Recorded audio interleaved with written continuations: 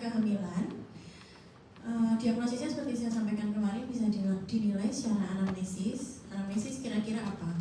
Adakah periode amenorea terlambat, menstruasi, ya tidak terjadinya menstruasi di siklus yang seharusnya ada menstruasi. Kemudian dari pemeriksaan fisik, apakah ada tanda-tanda kehamilan secara fisik, nanti teman-teman pelajari kuliahnya nanti dari beliau-beliau dari Obskin gitu ya. Dan secara laboratorium biasanya akan disarankan untuk pemeriksaan yang namanya HCG seperti yang sudah beberapa lakukan di praktikum ya. Ada yang belum, tinggal satu kelompok, besok kita akan mencoba ya. HCG dihasilkan oleh sel sinktitiotropoblastik dari plasenta, sehingga jika terbentuk jaringan plasenta seperti yang seharusnya ataupun berlebihan, maka akan sejalan, seiring gitu ya, berbanding lurus dengan jumlah HCG yang dihasilkan. HCG itu bisa diperiksa secara kualitatif maupun kuantitatif. Kalau kuantitatif berarti kita bisa tahu angkanya, jumlahnya ya, tapi kalau secara kualitatif seperti yang kita lakukan di praktikum itu adalah hanya positif atau negatif saja. Oke. Grafiknya seperti ini jika kita lihat pada kehamilan, besok teman-teman akan belajar begitu ya. Progesteron itu nanti fungsinya dia adalah mempertahankan kehamilan gitu, sehingga harus dijaga agar kadarnya itu tinggi. Selama kehamilan dia akan meningkat perlahan. Nah, sebelum nanti progesteron ini perlahan untuk meningkat, nanti yang membantu untuk menguatkan gitu ya dia kehamilan itu adalah adanya HCG. Nah, kalau dilihat dari grafik ini kan untuk tahu seorang itu hamil atau tidak kita akan lihat di minggu-minggu awal. Kalau kita menggunakan estradiol dan progesteron, dia tidak akan spesifik langsung naik, sehingga kita menggunakan HCG. Normalnya pada non-pregnant adalah kurang dari 3. Kemudian dia meningkatnya mulai dari hari ke-8 setelah konsepsi ya, sehingga peningkatan ini secara gradual dan signifikan naik, tetap berada di puncak di akhir trimester 1. Orang hamil itu berapa minggu? 36. Berapa itu?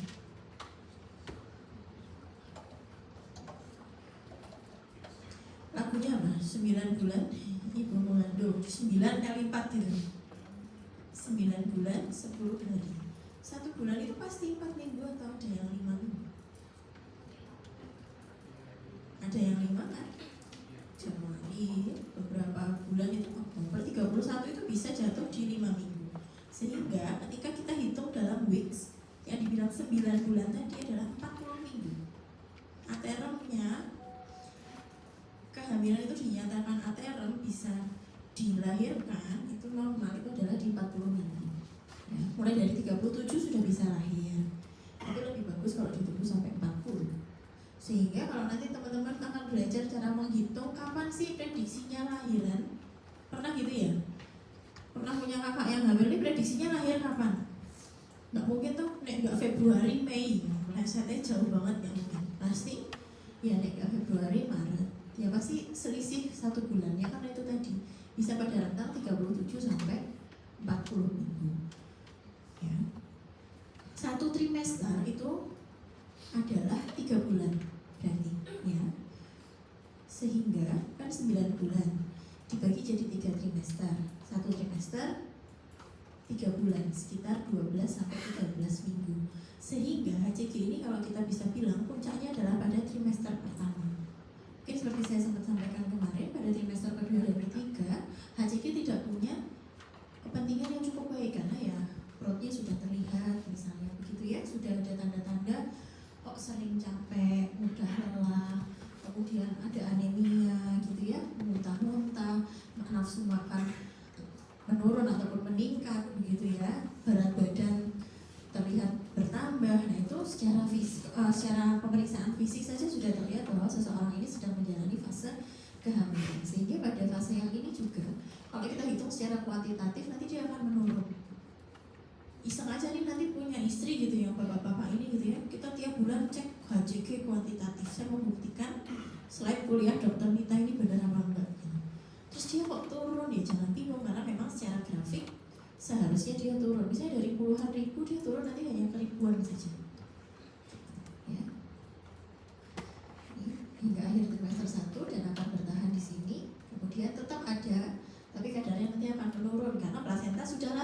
sudah tidak ada yang menghasilkan HCG-nya lagi. Ini metode yang kemarin dan beberapa sudah kita lakukan gitu ya. Serum dia lebih sensitif dan spesifik, namun dia lebih kekurangannya lebih invasif. Sementara urin lebih nyaman digunakan karena mudah, hanya diambil saja, ditampung, tidak perlu dicoblos untuk ambil darahnya begitu. Kemudian harga satu test pack itu murah ya, sekitar berapa? Nggak nyampe 100.000 saya rasa. Sekarang juga strip seperti ini bisa, pernah ada yang tahu perempuan-perempuan ini pernah strip itu untuk mengecek masa ovulasi. Kira-kira berguna untuk apa?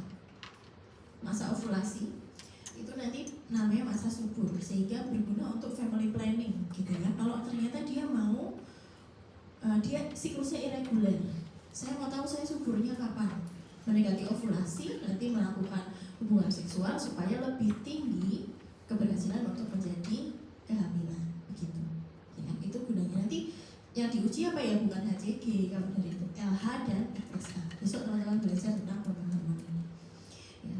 Dari penelitian dibilang minimal 12,4 yang disarankan. Jadi strip itu seharusnya punya limit of detection paling bawah itu adalah 12. Yang kita pakai kemarin ada yang tahu berapa di wadahnya itu yang sudah praktikum?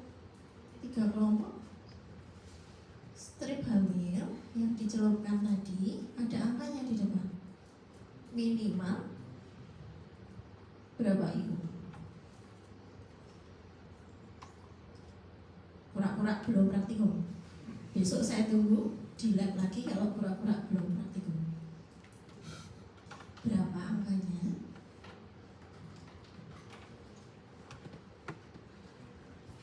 Ayo, saya nggak mau lanjutin kalau belum ada yang bisa jawab.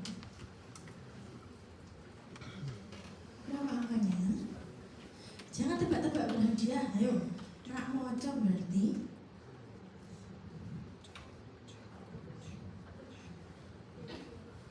Buka HP-nya, cari di HP. Berapa? 20. Terima kasih Om, kita bisa lanjut kuliahnya. 20. Makanya kalau praktikum itu fokus, mentis ya, sadar. Bangun dulu kalau praktikum itu. Yang harus dihafal. Praktikum kebanyak habis beli lotek, tambah bakwan. Sekarang udah mikirin itu juga ya, nasi goreng, pakai bakso, bakso kosongan gitu ya. Itu namanya tidak kompos mentis. Namanya raga di sini, jiwa di kantin. Nah, sisan sama kantin banyak kuliah. Metodenya seperti saya sampaikan di OV kemarin adalah imunokromatografi untuk yang kualitatif. Secara kuantitatif juga sama metodenya dengan immunoassay, biasanya kita pakai ELISA. Tetap sama, konsepnya adalah kita gunakan suatu antibodi yang sudah diprogram spesifik untuk mengenali HCG di sampel baik darah maupun urin. Ini adalah yang saya ceritakan kemarin, tidak usah saya ulang. Intinya sebenarnya adalah dia lateral flow, jadi berjalan, sehingga kemarin ketika dicelupkan begitu ya, airnya urinnya akan berjalan dan membawa HCG sehingga membentuk garis warna di sini. Ketika urinnya sudah berjalan ke sini membawa antibodi yang ada di sampel PET akan bertemu dengan antibodi di sini membentuk garis warna ya. Warnanya apa kemarin? Apa nih? Merah. Ungu. Dua garis biru ya film. Ini apa warnanya? Apa nih? Merah ya? Jadi bohong ya, bukan dua garis biru. Ya tergantung, warna ini biru tergantung merah. Dibohongin. Suruh nerangkan lotek nanti. Aku direkam malah ngomong kayak lotek. Besok di rumah kayak jadi eling-eling ya. Saya juga sempat sampaikan kemarin bahwa hasil pemeriksaan laboratorium itu harus selalu kita kenali sebab-sebab lain selain yang patologis yang bisa menyebabkan hasil itu positif. Namanya false positif ya. Judulnya tes kehamilan ya, kita harapkan hamil atau tidak hamil kan ya. Hasilnya positif tapi dia tidak hamil, itu namanya false positif. Ada misalnya kehamilan yang tidak berada di dalam rahim, tetap hamil tapi dia lokasinya enggak di dalam, tetap ada sensitivitasnya enggak. Kalau sudah sampai membentuk itu bisa HCG-nya akan meningkat. Koriokarsinoma gitu ya, karsinoma pada plasenta, germ cell tumor, atau adanya pengganggu secara analitik, antibodi dia dari matoid faktor yang tinggi, atau pengganggu misalnya ada darah pada sampel urin. False negatif dapat terjadi jika belum waktunya, belum terlambat men sudah keburu-buru ngecek urin, ya, dicelupkan, belum. False negatif pada urin misalnya ya kita sarankan aja kalau pengukuran dilakukan terlalu awal bisa kita sarankan pantau secara serum gitu pakai sampel darah. Atau pada misalnya sampel darah itu juga bisa terjadi kalau kadar HCG-nya terlalu tinggi, bisa ada hook effect, suatu efek yang mengganggu pembacaan pada alat gitu ya. Jadi harusnya dia mengenali HCG-nya tapi jadi tidak dikenali karena terlalu banyak, terlalu jenuh sampai reagennya itu tidak mengenali gitu. Atau yang terakhir sampel urinnya terlalu encer sehingga hormonnya masih sedikit dan tidak bisa terdeteksi oleh alat. Itu tentang pemeriksaan kehamilan dari sisi laboratorium. Yang lainnya USG akan teman-teman pelajari nanti dari kuliah oleh radiologis ya. TORCH ya, TORCH singkatannya adalah T for torso, O for others, R for rubella, C for cytomegalovirus, H for herpes. Ya. Kita akan lihat satu-satu. Kenapa ini penting pada kehamilan harus diperiksa? Karena dia berisiko menyebabkan infeksi kongenital. Transmisinya bisa terjadi dari ibu hamil ke fetus, baik dia mendapatkan infeksi itu sebelum hamil, ya, saat baru konsepsi dia ternyata terpapar, gitu ya, atau ketika hamil trimester 3 udah melahirkan terpapar virus. Ya, semuanya bisa mentransmisikan, tapi derajatnya berbeda-beda kita akan lihat. Ya, transmisinya juga bisa postnatal melalui kontak dengan darah atau sekret vagina saat persalinan pervaginal atau via ASI. Faktor risikonya kalau ibunya belum menerima imunisasi atau ibunya memiliki riwayat infeksi menular seksual atau memiliki paparan hewan. Contohnya pada kasus-kasus tokso, rubella dan CMV. Gitu ya. Kemudian waktu paparannya pada ibu itu akan menentukan seberapa tinggi kemungkinan anak itu untuk terkena infeksi. Nanti akan kita lihat. Namun yang bisa kita garis bawahi adalah kalau ibu terkena infeksi pada trimester pertama, 3 bulan pertama, maka kita harus mengobservasi dan memantau anaknya untuk adanya kelainan kongenital. Kelainan kongenital adalah kelainan yang didapat saat lahir, gitu ya. Nanti kita lihat jenis-jenisnya. Oke. Kenapa ini penting untuk diperiksa secara laboratorium? Karena kalau kita nunggu gejala pada ibunya, biasanya dia nggak muncul, asimptomatik. Sehingga kalau nunggu ibunya bergejala dulu nggak diperiksa, anaknya nanti keburu tertular. Ya. Kapan kita bisa menyarankan pemeriksaan TORCH? Pada pasien-pasien dengan risiko tinggi, pasien dengan riwayat infeksi kongenital, fetal hydrop dan lain-lain seperti ini ya, ataupun misalnya dia aware gitu ya. Kalau sekarang sih sudah pernah ke laboratorium, mungkin laboratorium swasta ataupun di rumah sakit itu biasanya ada ya anel premarital gitu, ada yang udah mau menikah ya. Paket pemeriksaan sebelum perkawinan gitu, biasanya nanti ada banyak yang dicek, laki-lakinya dicek, perempuannya juga dicek, utamanya pada perempuan kalau TORCH-nya ya. Laki-laki tugasnya ngapain? Bayar lah ya, harus lagi cek lah, bayar nih, enak banget. Tugasnya apa? Apa jawabannya tadi? Apa? Not safe for work jawabannya. Kita bahas yang pertama, toxoplasmosis. Toxoplasmosis, jadi walaupun dia adalah satu rangkaian tadi ya, TORCH, tidak semuanya adalah bakteri, tidak semuanya adalah parasit gitu. Kalau toxo dia adalah suatu parasit yang harus ada di dalam sel intraseluler ya. Masuknya lewat mana? Lewat ingesti daging yang ada kistanya, ataupun ada air dan makanan yang sudah terkontaminasi oleh feses kucing yang mengandung oosisnya. Sehingga kalau kalian adalah perempuan yang adalah seorang very cat person gitu ya, kalau sekarang katanya gitu ya, yang banyak kontak dengan kucing dan membersihkan kotorannya tidak dengan berhati-hati, maka bisa berisiko untuk tertular yang namanya toxoplasmosis. Dia asimptomatik, nggak ada gejalanya. Kalau ada gejala kita harus curiga jangan-jangan dia imunokompromis, ada kok infeksi seperti HIV, keganasan dan yang lain-lain. Kita akan bisa melihat adanya infeksi kongenital. Ini, kalimat ini artinya adalah kalau ibu baru tertular saat hamil. Infeksi primer yang ibu dapatkan selama kehamilan, dia akan semakin bisa menularkan kalau terjadinya di trimester 3. Tapi kalau dia terjadinya di trimester 1, 15% anak itu tertular. Tapi dari 15% yang tertular tadi, tinggi kemungkinan lahir dengan cacat kongenital. Ini adalah siklus hidupnya, nanti kamu bisa baca sendiri ya. Utamanya sebenarnya dia adalah di sini, di kucing gitu ya. Sehingga ini tampak harmless begitu, tapi dia sangat berisiko nanti untuk menjadi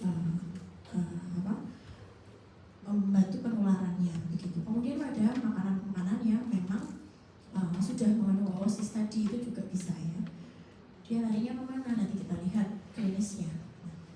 Prevalensinya, seroprevalensi, sero itu artinya serum, jadi antibodi yang positif pada serum, dan prevalensi itu namanya angka kejadian, kurang lebih begitu ya. Seroprevalensinya beragam antar negara. Pada negara tropis akan lebih tinggi karena lebih membantu untuk tadi siklus hidupnya si tokso tadi ini akan lebih terbantu pada iklim yang tropis. Oke. Kemudian yang kita deteksi adalah antibodi. Antibodi itu respon tubuh atau virusnya atau parasitnya. Respon tubuh. Sehingga dia hanya bisa muncul kalau sudah terjadi infeksi. Butuh waktu. Ya, butuh sekian lama untuk bisa menghasilkan antibodinya. Sehingga kita harus pahami betul bahwa pemeriksaan antibodi ini sangat time dependent. Periksa di minggu pertama, minggu keempat hasilnya bisa berbeda karena ada yang namanya seperti ini. Semua jenis pemeriksaan laboratorium yang sifatnya adalah antibodi, teman-teman pasti akan mendapatkan tabel seperti ini. Grafik seperti ini. Sumbu X-nya dia adalah waktu. Sumbu Y-nya adalah titernya. Semakin tinggi ke atas maka dia semakin banyak titer antibodinya. Bisa dilihat di sini, pasca paparan ya pada infeksi akut, infeksi yang baru, itu dalam 2 minggu IgM-nya sudah bisa terbentuk. IgM adalah imunoglobulin yang pertama muncul pada infeksi. Kalau yang akan bertahan lama menandakan infeksi lampau adalah IgG. Gak hilang-hilang gitu kalau saya lihatnya. G. Ada yang di sini yang khas pada tokso dan CMV nanti adalah aviditas. Kita akan bicarakan sekarang ya. Kalau dia baru terpapar, dok saya kemarin itu nggak tahu kalau saya hamil. Saya bersihkan feses kucing saya, bebas saja, saya nggak pakai alat pelindung diri dan segala macam. Saya bisa terkena tokso nggak dokter? Dalam 2 bulan terakhir saya nggak pernah pakai APD. Kita mau sarankan periksa apa? IgM dulu. Ya, kita lihat IgM-nya tinggi. Dalam 2 minggu ternyata dia terpapar, sudah ada infeksinya. Ya. Oke. Kemudian kita cek IgG-nya. Ternyata IgG-nya negatif. Berarti sebelumnya dia tidak pernah terkena. Kalau dia sudah pernah terkena, grafik itu akan ada di sini. Ungunya bisa naik lagi di sini. Sementara IgG-nya masih ada dan bisa naik. Itu namanya infeksi kronik. Dia sudah pernah kena, sekarang kena lagi karena masih ada exposure terus. Toksonya terpapar terus. Ya, itu namanya infeksi kronik. Sehingga kalau IgM positif, IgG positif, berarti tadi sebelumnya sudah sakit, sekarang kena lagi. Tapi kalau baru sekarang terkena, IgM positif, IgG negatif. Sudah sembuh, IgM turun, hilang. Setelah 6 bulan dicek lagi. Dok, saya mau lahiran. Saya mau cek toksonya udah sembuh belum? Sudah diobatin.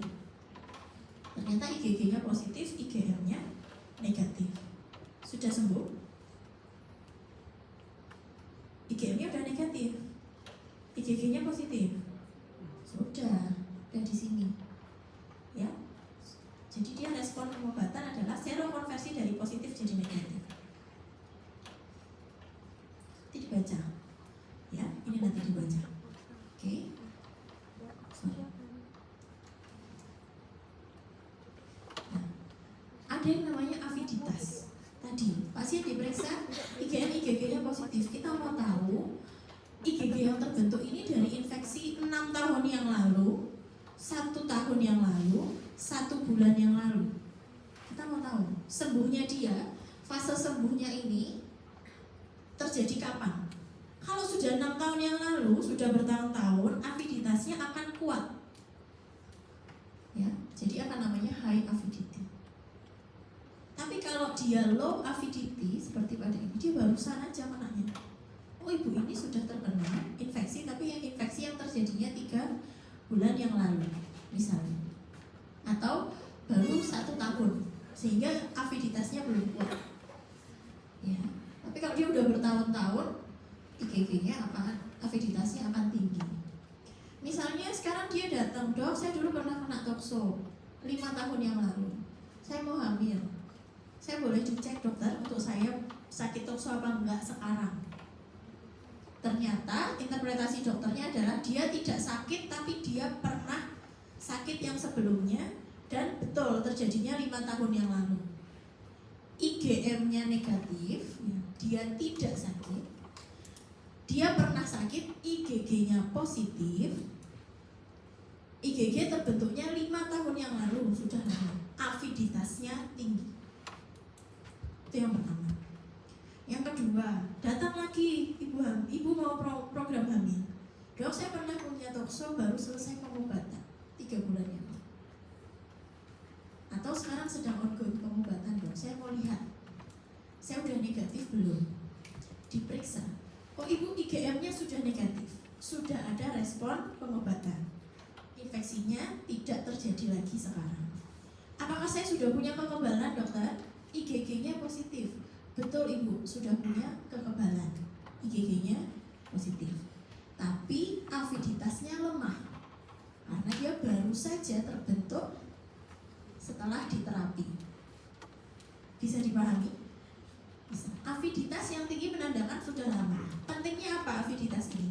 Kalau dia datang dengan IgG positif, kamu tidak tahu aviditasnya itu tinggi apa rendah, gitu ya. Saya boleh program hamil nggak, dok? Aman nggak, dok? Anak saya bisa imun nggak? Nah, itu taunya nanti dari aviditas.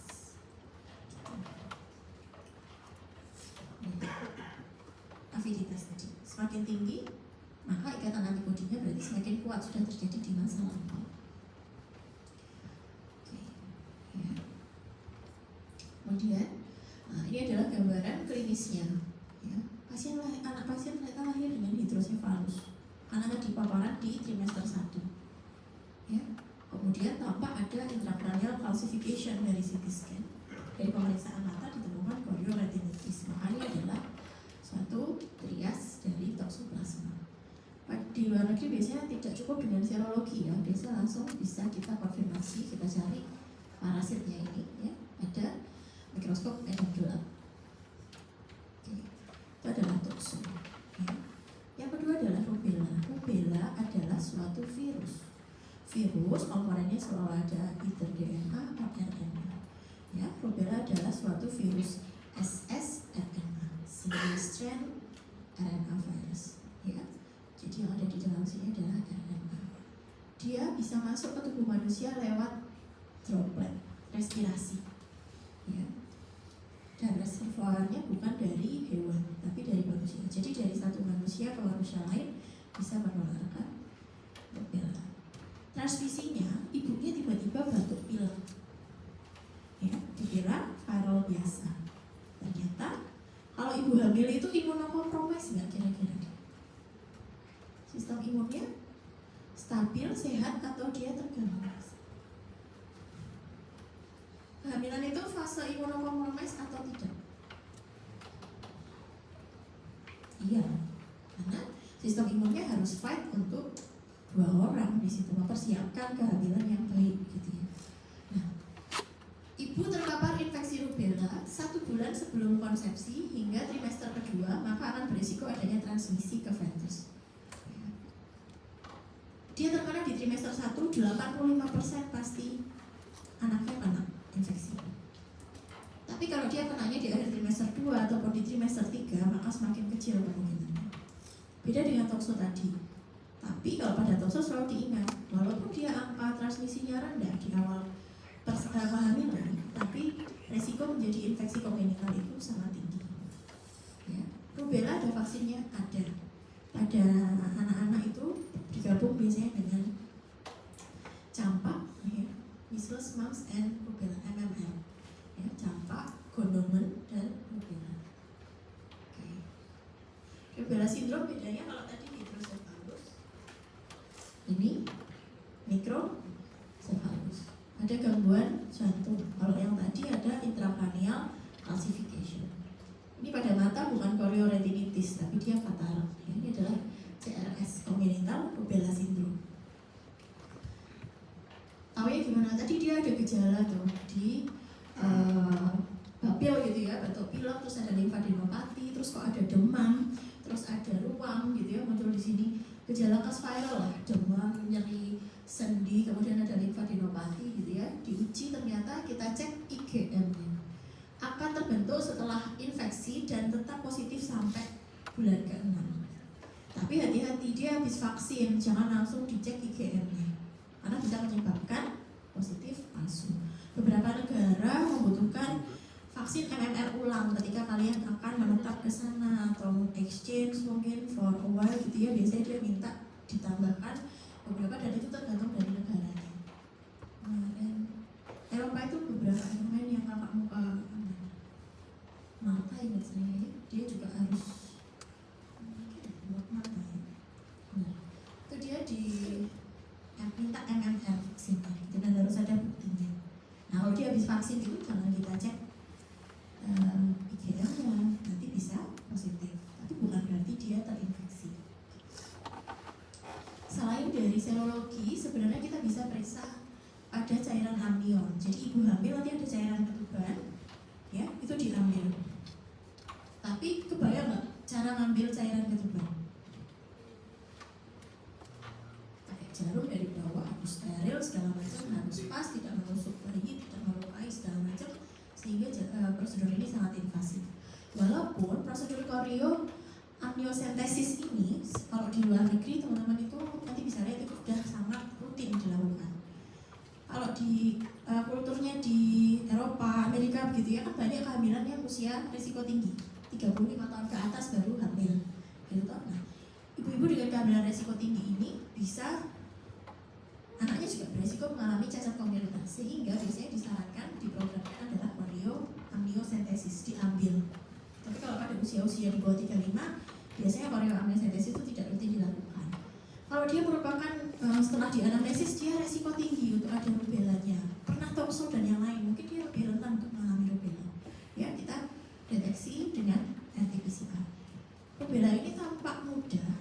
Ya, tadi saya pernah punya pasien dulu waktu saya koas itu, seorang ibu umur 25 tahunan, 26, datang sudah dengan kehamilan keempat yang akan dikuret dan tidak ada kehamilan yang bertahan. Jadi dia G4, P0, A3 dan datang untuk kuret. Saya tanya apa yang membuat 3 kali di kuret. Dia pun bercerita, saya udah sampai nggak bisa nangis, dok saking udah kuret keempat. Karena ternyata yang pertama dan kedua rubella diobati, rubellanya sembuh, IgM-nya sudah negatif, finally sudah ada IgG. Terkena CMV dan tokso di kehamilan 3 dan 4. Jadi kalau sudah ada riwayat infeksi sebelumnya, pastikan ketika dia mau mulai program hamil lagi diperiksa, walaupun mahal. Satu pemeriksaan IgM itu bisa 300.000, 250-300.000. Ya, yang laki-laki tadi tugasnya ngapain? Nah, dihitung ya, nanti berapa pembayarannya di akhir ya. Perempuan tinggal menyediakan venanya saja, nanti diambil darahnya kan gitu. Nah, ini nanti bisa dilihat. Kalau dia si ibu itu, jadi gini, IgM itu tidak bisa bayi lewat plasenta. Yang bisa adalah IgG. Jadi kalau ibu itu sudah punya IgG, terjadi infeksi sebelumnya, bayi itu mostly akan terproteksi. Tapi kalau dia barusan terinfeksi seperti tadi, 1 bulan sebelum konsepsi baru punya IgM, virusnya masih ada, kemudian terpapar lagi, batuk pilek lagi gitu ya, masuk lagi rubellanya, IgM-nya tidak bisa memblok dari masuknya virus itu ke bayi, sehingga pasti akan terpapar. Beda kalau ibunya sudah punya IgG. Kalau dia udah punya IgG gitu ya, biasanya dia akan menurunkan resiko transmisi. Kalau ibunya punya IgG, bayinya lahir kita curiga congenital rubella syndrome, jangan diperiksa di saat baru lahir. Nanti yang ada di dalam tubuh bayi adalah maternal IgG, jadi dari ibunya. Sementara kalau dia sudah punya IgG dari ibu, kita benar-benar bisa tahu yang ada di sampelnya adalah punyanya dia yang bertahan. Infant IgG itu adalah setelah 6 bulan. Sehingga bisa dipantau apa pada anak-anak seperti itu, dipantau klinisnya. Benar nggak jadi katarak, gitu ya? Mikrosefali benar nggak, dipantau terus lingkar kepala. Ada gangguan jantung kongenital tadi, ada riwayat asfiksia atau tidak, gitu ya? Oke. Jadi tokso adalah suatu patasi. Rubella adalah suatu virus yang apa isinya? RNA. Yang ketiga adalah CMV, ya.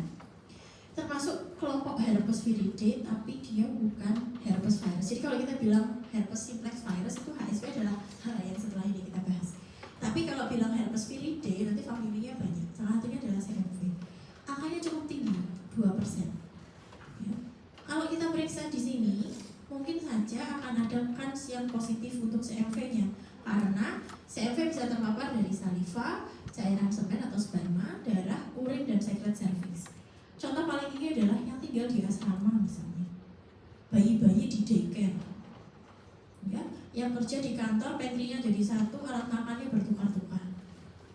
Ya, kita tidak pernah tahu kapan seseorang itu terkena CMV atau tidak karena asimptomatik. Kalau dia muncul flu-like symptom, mononucleosis-like symptom, jadi cuma batuk pilek kayak dari tenggorokan, dianggap virus biasa, ternyata virusnya adalah CMV.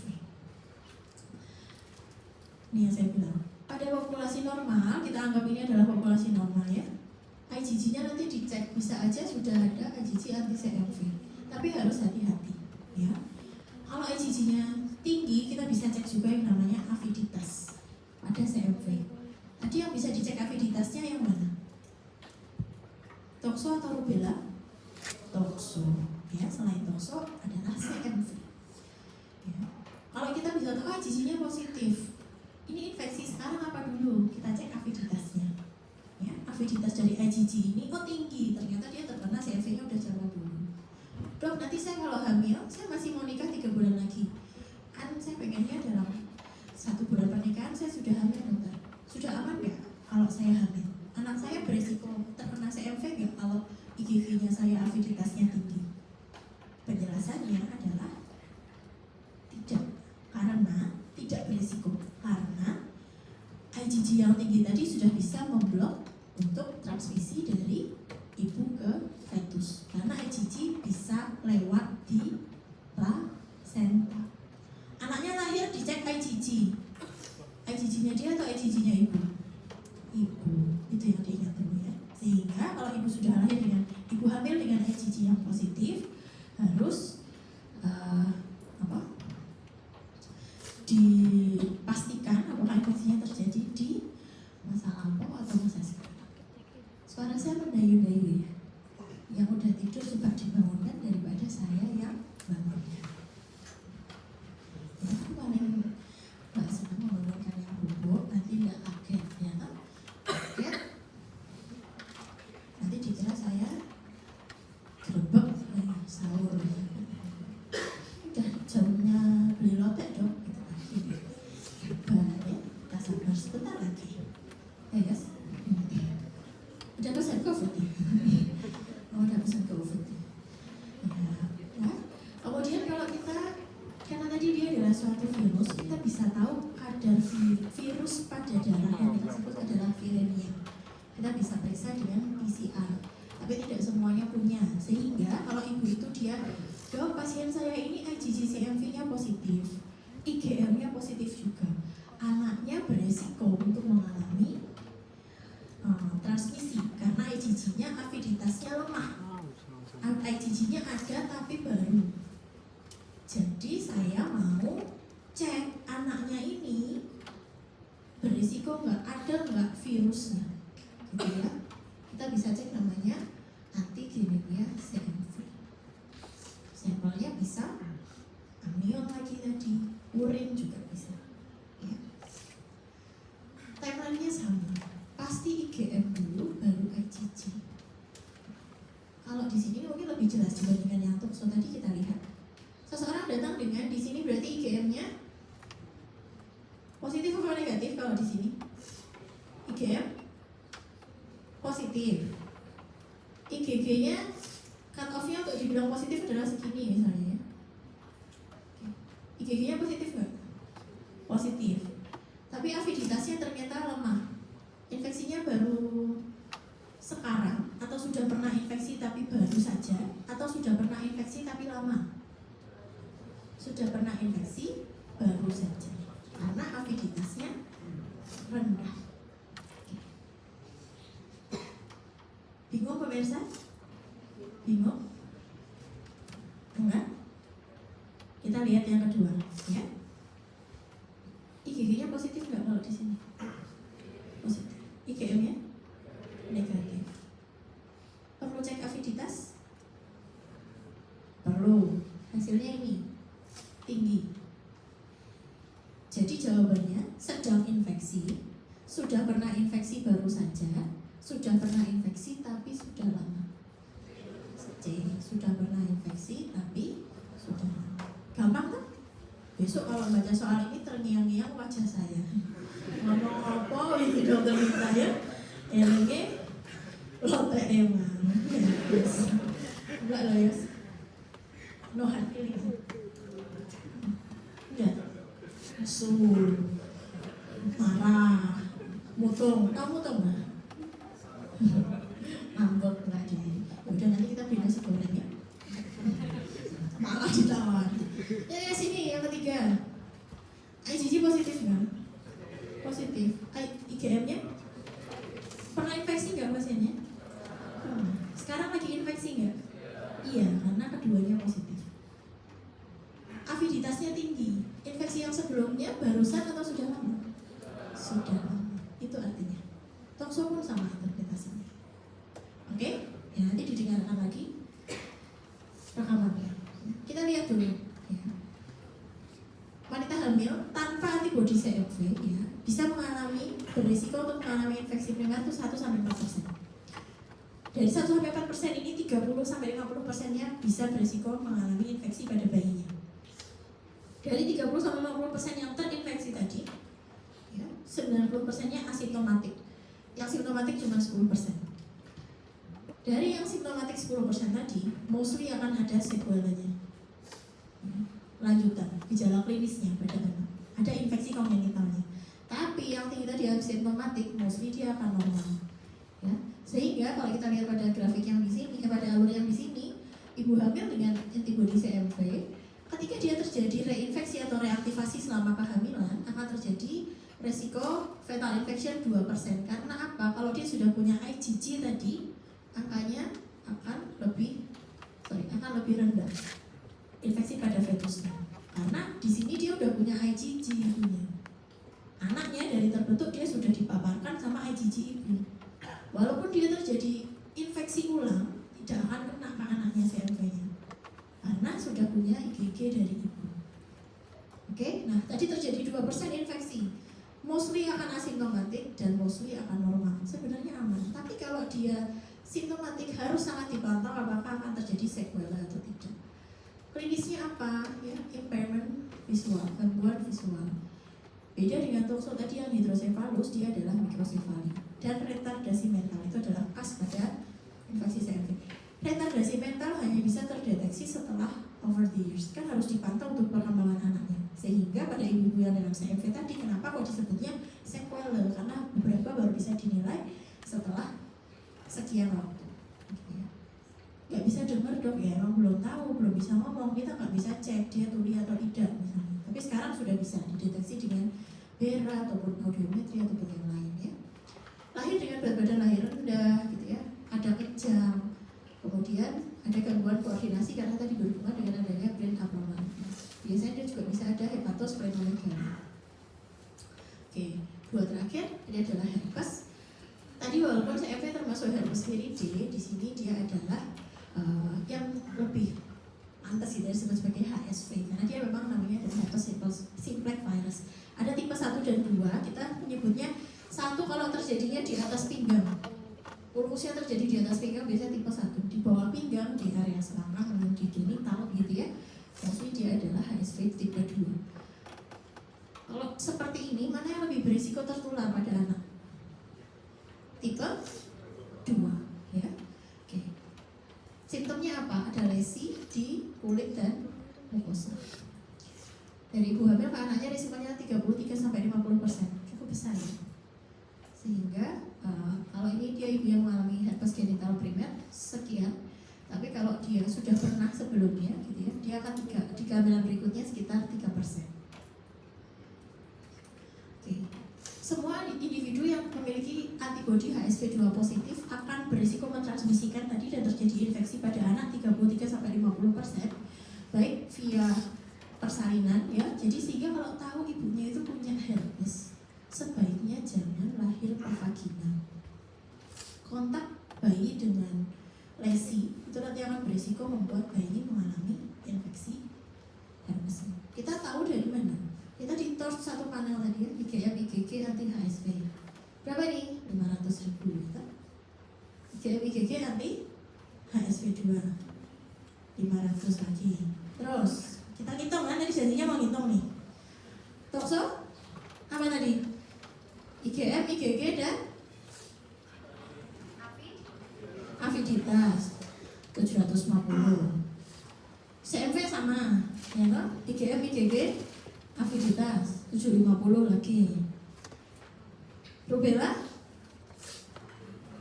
IgM, IgG anti rubella 500 ribu. Sepira gue? Sekitar 500, 3 juta. Waduh, mumet ya. Dan yang mana nyarengi dari sekarang? Ya, aku 10.000 sehari nanti sudah pas. Nah, ya kita start slow go slow. Nanti tiba-tiba udah mau apa? Cek apa? Semua saya sudah punya duitnya. Tabungannya tabungan premarital. Ya. Sudah terinspirasi Adrian mungkin ya sudah hitung-hitung belum? Ya. Yang perempuan juga harus menyadari bahwa pemeriksaan ini mahal. Sehingga pentingnya mengidentifikasi saya lebih berisiko yang mana. Perlu nggak sih semuanya saya diperiksa? Gitu ya. Kalau saya kayaknya lebih cenderung toksonya dia positif. Periksalah tokso. Oh toksonya positif, baru pertimbangkan panel yang lainnya diperiksa juga. Gitu. Oh dulu saya mungkin tinggal di lokasi yang kontaknya erat. Gitu ya. Saya dulu kecil di daycare dong. Anak-anak sekarang itu kan di daycare ya. Ya. Jadi misalnya jangan-jangan saya punya CMV positif karena kontak di daycare di sekolah. Kamu juga kalau SD gitu tuh S apa coba namanya? Cok S ya? S teh. Kalau iya nggak tahu. S teh S teh tuh. Iya. Minum serot temennya ya. Minta. Gua bagi satunya ambil lagi ya. CMV 1, CMV 2, CMV 3. Udah punya 500.000 pulang nanti periksa IgG anti CMV. Kalau udah positif aman. Saya sudah masuk CV nanti ya. Sudah punya IgG anti CMV, anak saya tidak akan tertular CMV. Nanti bisa gitu. Ya, lumayan. Di lab saya tapi belum bisa, jadi di lab lain aja. Saya kayak jualan pemeriksaan laboratorium. Pilih aja. Kenapa dia mahal? Karena dia adalah pemeriksaan imunologi. Metode imunologi itu lebih sulit, ya, sehingga tidak semua lab punya. Saya nggak mau udah pakai serologi, saya kultur. Mau saya PCR aja boleh, tapi sebaiknya dilakukannya pada yang sudah terbukti adanya ada klinisnya. Kalau tadi cuma iseng aja pacarannya gitu. Terus kita PCR HSV dulu ya, Kalau kamu PCR-nya positif, saya juga mau. Itu ada di kriteria inklusinya, berarti HSV positif sebagai kriteria eksklusi misalnya. Ya boleh, jadinya semester berapa kamu? 3. Sudah agak pinteran sedikit tuh. Besok udah bisa memilih-milih berdasarkan riwayat penyakitnya. Klinisnya ini ada vesikel, pustul, ya nanti teman-teman belajar di 1M seperti ini tentang herpes gitu. Cuman ini tadi ketika dia sudah muncul lesi gitu ya, kita bisa pertimbangkan untuk pemeriksaan si IgM-IgG itu di sini ketika sudah muncul lesinya, sudah ada lesinya. Oke. Yang terakhir adalah sifilis. Sifilis adalah suatu spiroseta, namanya Treponema pallidum. Ya, infeksinya sifilis. Bahasa kerennya loh, nggak keren sih. Bahasa awamnya raja singa. Ya, singanya di mana saya nggak tahu. Sifilis ini dia secara klinis gitu ya, adanya ruam, adanya luka atau lesi gitu yang tidak sakit, tidak nyeri pada area kemaluan. Dia bisa muncul sebagai sifilis primer, sekunder maupun tersier. Kalau dia sudah sampai tersier bisa sampai ke sini, ke otak ya. Kalau pada anak gimana? Ada congenital sifilis, bisa stillbirth, lahir meninggal, ya itu stillbirth. Atau ada hydrocephalus, jadi intinya kehamilannya itu anaknya tidak berkembang sehingga lahir itu lahir mati begitu. Kemudian kalaupun dia lahir bisa ada congenital syphilis syndrome ya, misalnya ini meningitis, kemudian ada hepatosplenomegaly, ada gangguan pada tulangnya, begitu ada anemia hemolitik dan trombositopenia. Dari semua torch tadi yang ada gangguan hematologi, mostly hanya syphilis, sehingga yang lain biasanya bisa dieksklusikan. Besok kalau tak tanya, seorang bayi lahir dengan adanya anemia dan trombositopenia dan ada meningitis ya, sebaiknya diperiksa untuk panel yang mana, nanti bisa milih pemeriksaan yang untuk sifilis gitu ya. Kalau udah makin besar ya makin complicated lagi gejalanya. Pada wanita hamil kalau dia terinfeksi sifilis gitu ya, kematian saat lahir sampai 40%. Jadi itu adalah 2 dari 5 kelahiran. Ya, 23% kematian neonatal. Sudah lahir anaknya sekian hari gitu ya, kurang dari 1 bulan, kemudian dia meninggal. 30% mengalami infeksi yang tadi, hidup tapi dengan cacat kongenital, beberapa gejala yang tadi. Kita periksa namanya bukan IgM-IgG, ada IgM anti treponema ada, ya, tapi biasanya dia hanya rapid test, jadi kualitatif saja. Kita mau periksa VDRL dan TPHA, ya. Jadi pokoknya besok kalau kata-katanya sudah bukan IgM-IgG pasti sifilis. Ya, karena tadi yang semuanya adalah IgM dan IgG. VDRL itu adalah suatu antibody juga yang sifatnya non spesifik, karena kita pakai antigennya itu bukan spesifik treponema. Jadi kita namanya venereal disease. Jadi kalau TPHA treponema spesifik hemagglutinin assay, ya. Kalau ingatnya ini spesifik apa enggak dari namanya. Namanya treponema pallidum, penyebabnya sifilis. TPHA ada TP-nya, treponema bukan tunjungan rasanya, bukan yang dari Surabaya, jangan salah fokus. TP adalah treponema pallidum. Sehingga kalau nanti saya tanya, dokter ini ingin memeriksa yang sifatnya spesifik untuk sifilis, pemeriksaan apakah yang boleh dilakukan? Jawabannya TPHA. TPHA ini sekali positif dia nggak akan hilang, mirip seperti IgG. VDRL kalau sudah diterapi dia akan hilang. Sehingga kalau sekarang pasien datang dengan sifilis primer, VDRL TPHA positif, kita obatin 6 bulan mau kita cek sudah ada efek belum pengobatannya. Ternyata kata dokter, oh sudah sembuh, pengobatannya sudah ada efeknya. Hasilnya kira-kira seperti apa? VDRL menjadi negatif, TPHA tetap positif. Tandanya betul yang diterapi itu benar sifilis. TPHA-nya kemarin bukan kesalahan pemeriksaan. Pemeriksaannya dengan reagen sederhana seperti ini. Ya, kita lihat aglutinasinya, ya, seperti apa. Ya, kalau dia non reaktif dia tidak menyebar. Kalau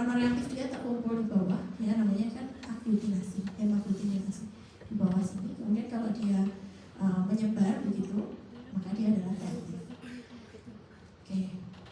Kalau di tadi torch ya, semuanya ini tadi yang saya jelaskan pada pasien-pasien dengan HIV positif sebaiknya diperiksa, terutama sifilis, karena sifilis dan tokso. Karena sifilis dan tokso memiliki beberapa gejala klinis yang sifatnya manifestasi di otak, dan itu baru bisa muncul kalau dia ada imunokompromis. Saya dulu di sarjana waktu kuliah itu pernah punya pengalaman tidak enak dengan pasien seperti ini. Secara klinis dia ternyata adalah dicurigai sifilis. Diperiksa, sampel kemudian dikirim.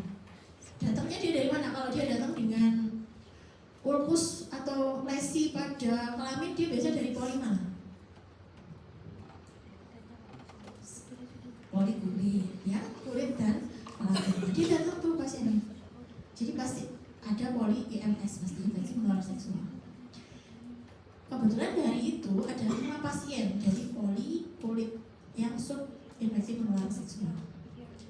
Diperiksa lah, gitu ya. Saya sudah konfirmasi, hasilnya ditulis reaktif oleh yang mengerjakan. Dikeluarkanlah reaktif, TPHA dan VDRL. Diterapi baru 3 hari, sambil dilacak HIV. Ternyata mereka ada miskom, minta diperiksa lagi TPHA dan VDRL, walaupun baru 3 hari diterapi, katanya sekalian aja, gitu ya, untuk memastikan karena klinisnya masih bingung mau ke arah neurosifilis atau bukan. Pas diulang negatif. Mungkin nggak kira-kira antibodinya aja tadi muncul sekian waktu, TPH-nya dari positif jadi negatif, bisa nggak? Tidak bisa. Seharusnya kan dia bertahan lama. Jadi saya mencurigai ada kesalahan pemeriksaan. Ini adalah error analitik. Setelah kami telusur, ternyata dari 5 pasien yang datang tadi, 2 reaktif, 3 tidak reaktif seharusnya. Kami ulang semua pasiennya itu, dan kemungkinan terjadi kesalahan pembacaan karena pemeriksaannya secara manual seperti ini.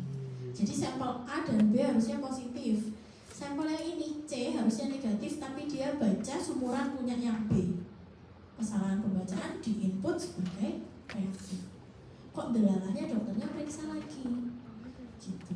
Nah, terus akhirnya jadi belajar deh, gitu ya. Kesalahan-kesalahan seperti ini tuh membuat waktu itu saya sekolah itu kan merasa harusnya kayak mungkin kalian sekolah gitu ya, saya itu nggak boleh buat salah, gitu ya. Tapi sekolah itu tempatnya ketika kalian ada kesalahan 1-2 hal, yang itu bukan kesalahan saya, yang menginput bukan saya yang memvalidasi hasil. Tapi kemudian saya yang harus tanggung jawab ngecek semuanya.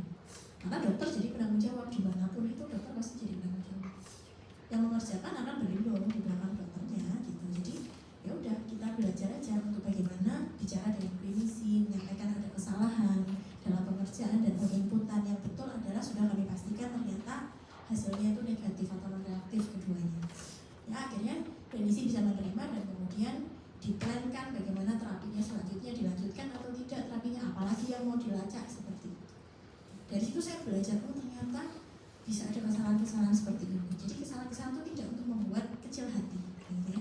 Gagal sedikit itu jangan pusing, tapi oh ya itu untuk diingat terus, gitu ya. Saya pasti nggak akan lupa. Pas saya ujian nasional keluarlah kasus HIV dan teman-temannya. Bisa jawab nggak saya? Bisa, karena tadi saya terngiang-ngiang kesalahan yang terjadi pada pasien tadi. Saya udah sekali kejeblok di pasien, nggak boleh saya kejeblok lagi ketika saya ujian. Saya belajar betul-betul. Jadi saya mau pesan sebenarnya, besok ketika belajar apapun di fase kehidupan kalian besok jadi dokter gitu ya, seperti dituntut nggak boleh salah. Ini karena lagi rame nih kemarin kasus dokter anak ya di Bangka Belitung, itu coba cari.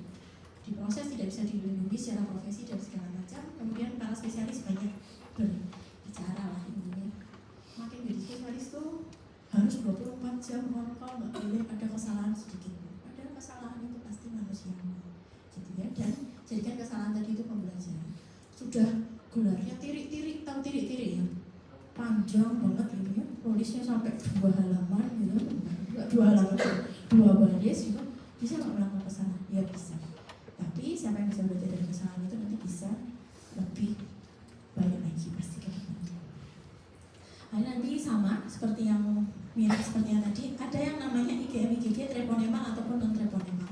Ya, tapi utamanya adalah VDRL dan TPH. Sekarang kita mereview dulu Sudah selesai. 1 menit ya? Jam berapa? Sekarang jam berapa? Oh, sudah mulai ya. Berarti kita harus mereview dalam 1 menit. Sampel yang digunakan apa pada pemeriksaan kehamilan? Urin dan darah, serum. Munculnya mulai dari minggu keberapa setelah konsepsi? 8 hari. Setelah konsepsi, puncaknya pada akhir trimester 1, hilang setelah persalinan. Metodenya apa tadi namanya? Imunokromatografi. Oke, TORS. T-nya apa? Torso. IgM, IgG. Transmisinya tadi lebih tinggi di trimester 1 atau 3? Saya ulangin. Transmisinya lebih tinggi di trimester 1 apa 3? 3. Lebih beresiko cacat kongenital trimester 1 atau 3? 1. Oke. Faktor resikonya? Paparan dengan kucing. Ya, biasanya itu perlu di soal seperti itu. Aviditas untuk menentukan infeksinya lama, IgG-nya terbentuk dari infeksi yang lama atau infeksi yang baru saja. Oke, terima kasih sudah kuliah dengan kelompok saintis. R rubella.